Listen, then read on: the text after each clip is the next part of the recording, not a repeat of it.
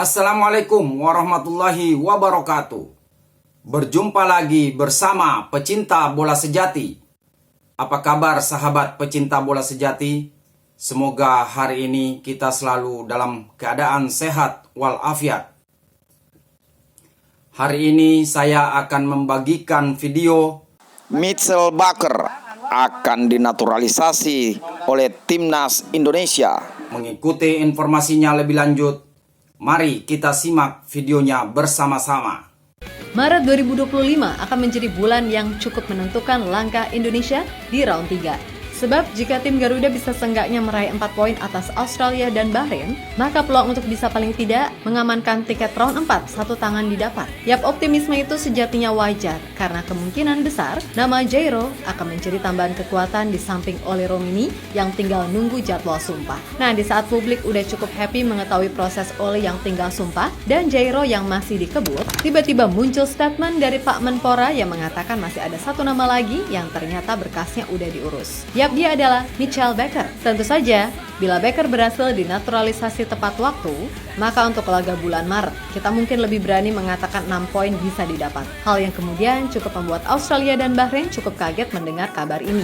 Sebab merujuk dari apa yang pernah dirasakan atau diutarakan Mancini, jika sosok seperti Erick Thohir memang sosok yang gak banyak ini itu, tapi tiba-tiba memberikan kejutan. Seperti yang pernah terjadi dengan kasus Maarten Vos, yang mana ia kabarnya baru bisa debut pas matchday kedua. Tapi di detik akhir, ternyata bisa kan langsung debut di laga perdana round 3 melawan Arab Saudi. Sisa waktu yang ada, segala upaya dilakukan PSSI untuk bisa menambah kekuatan jelang pertandingan di bulan Maret nanti. Lawan Australia dan Bahrain, pastinya nggak akan semudah itu juga, mengingat mereka pun pastinya juga melakukan pembenahan. Nah, setelah proses pergantian pelatih, maka fokus yang ada untuk waktu dekat ini adalah gimana caranya menyelesaikan proses Ole Romini yang tinggal disumpah. Baru setelah itu, Jairo akan benar-benar dikebut agar tersedia di bulan Maret. Tentu saja, hadirnya dua pemain tersebut akan membuat sektor tengah dan depan timnas Indonesia jadi lebih menjanjikan, yang mana secara otomatis peluang untuk bisa menang pun jadi lebih besar. Sebab selama ini, lini tengah serta lini depan kerap menjadi persoalan tersendiri di timnas. Memang stok gelandang ada, tapi yang murni sebagai gelandang bertahan itulah yang selama ini sulit. Pun begitu dengan penyerang, jumlahnya cukup banyak. Tapi sejauh ini dari nama-nama yang dicoba pun belum sesuai harapan sebagai goal getter. Yap, sejenak publik cukup lega karena terkait proses naturalisasi Ole dan Jairo. Namun sejatinya publik masih mengharapkan kalau PSSI nggak berhenti sampai di situ. Dan Pak Erick pun paham, sekarang salah satu nama yang cukup diinginkan fans adalah Mitchell Baker. Nah, semula Pak Erick bilang kalau proses Baker ini agak sulit karena masih harus dicari tahu dulu nih dokumen dan sebagainya. Akan tetapi, menurut Pak Menpora, Dito Aryo Tejo, entah keceplosan atau emang sengaja, beliau mengatakan jika Mitchell Baker ternyata berkasnya juga udah diurus, yang mana ada kemungkinan Maret dia udah bisa debut buat timnas Indonesia. Penyelesaian dari paperwork-nya, administrasi, tapi yang sudah digaranti adalah Ole dan dua lagi sedang proses. Kan Ole ada, Jairo ya. Jairo masih paperwork, satu lagi. Nah, ini. Tapi paperwork yang diperlukan PSSI sudah lengkap. Jadi kami prinsipnya hanya menunggu dan misalnya bagaimana bisa memperkuat timnas dalam kualifikasi Piala Dunia. Yap, masuknya Mitchell Baker secara otomatis adalah berkah luar biasa buat timnas Indonesia. Sebab dia itu levelnya udah world class. Pernah main di Ajax, Leverkusen, Atlanta, PSG, dan sekarang di Lille. Soal gelar, dia pernah meraih Europa League bersama Atalanta, serta memenangkan beberapa gelar domestik bersama Ajax serta PSG. Usianya pun masih cukup muda, yakni 24 tahun. Jadi bisa dibilang, Baker akan jadi aset penting buat timnas untuk beberapa tahun ke depan, andai dia udah resmi menjadi WNI. Nah, berita soal Mitchell Baker diketahui cukup membuat Australia serta Bahrain kaget. Sebab, merujuk pada ucapan atau apa yang dirasakan Mancini, jika sosok seperti Erick Thohir memang sosok yang gak banyak ini itu, tapi tahu-tahu jadi aja. Karena sebelum ini, Mancini juga sempat dibuat kaget lantaran masalah Maarten Vos.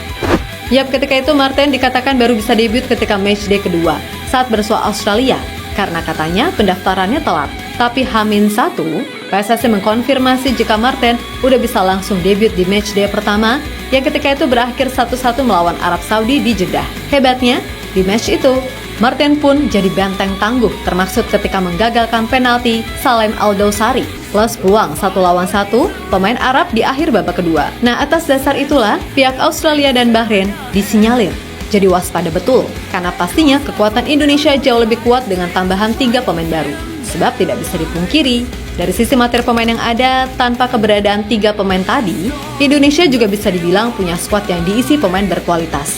Martin Paes, Jay Sess, Kevin Dix, Michel Kers, Sandy Walsh, Kelvin Verdong, Tom Haaien, Ragnar Oratmangun adalah nama-nama yang secara level dan jam terbang bisa dikatakan udah masuk jajaran elit bagi pemain di level Asia. Melihat sikon yang ada, tentu jika Maret nanti Indonesia bisa turun dengan komposisi terbaik, termaksud Elkan yang comeback, Michel Kers udah pulih dari cedera, serta gabungnya 3 pemain baru, harusnya secara komposisi skuad tim ini berani menargetkan 6 poin. Jika merujuk pada formasi kesukaan Clifford, yaitu 4-3-3 atau 4-2-3-1. Maka dengan kiper Martin Paes, serta 4 back di belakang ada Kevin Dix, Michel Kers, Jay Sess, dan Kelvin Verdong, lalu 2 pivot diisi Tom serta Jairo. Kemudian Ragnar yang didender sangat oke main sebagai gelandang serang, serta Mitchell Baker akan ditaruh sebagai winger kiri, Eliano kanan, dan Ole sebagai ujung tombak. Harusnya emang sih tim ini punya kapasitas untuk menang. Masalahnya adalah bisakah dengan waktu bertemu yang singkat antara pelatih dan pemain bisa langsung saling memahami, kan gitu. Karena biar gimana pun, selama ini Clifford, Lanzat, dan Pastor belum pernah bertemu secara langsung dengan para pemain. Tapi mudah-mudahan mengingat secara kultur mayoritas sama, plus Lanzat yang paham juga kultur Indonesia, harusnya hal-hal semacam ini udah dibahas oleh Pak Erik, jajaran pelatih, serta pemain pastinya. Terlepas dari apapun, kita percayakan aja semuanya pada PSSI dan pemerintah. Mudah-mudahan proses Ole, Jairo, hingga Baker semuanya diberikan kelancaran. Karena sumpah, kalau mereka udah bisa gabung, probabilitas kita untuk menang jadi jauh lebih besar. Karena perlu diingat juga, Australia kehilangan 2 bek andalan, yakni Harry Sauter dan Alessandro Cerciati karena cedera panjang. Sedangkan saat melawan Bahrain, kita main di GBK, yang kata orang-orang Bahrain serem abis. Tapi ya itu pun kalau mereka berani datang, kalau enggak, ya udah kita mah nggak rugi. Dapat giveaway 3 poin plus hemat tenaga. Terus lebaran dengan damai sentosa, kan gitu. So, kita nantikan aja perkembangan yang ada. Karena sebagai fans, kita mau yang terbaik dan gak ada hadiah terbaik dari sebuah permainan sepak bola selain kemenangan. Maka dari itu, mudah-mudahan 6 poin bisa didapat. Amin. Lalu saat menjamu China di GBK, kita bisa merayakan kelolosan ke Piala Dunia andai di laga tersebut juga bisa menang. Sehingga pas lawan Jepang, pressure itu gak terlalu tinggi datangnya. Oke, kita Garuda.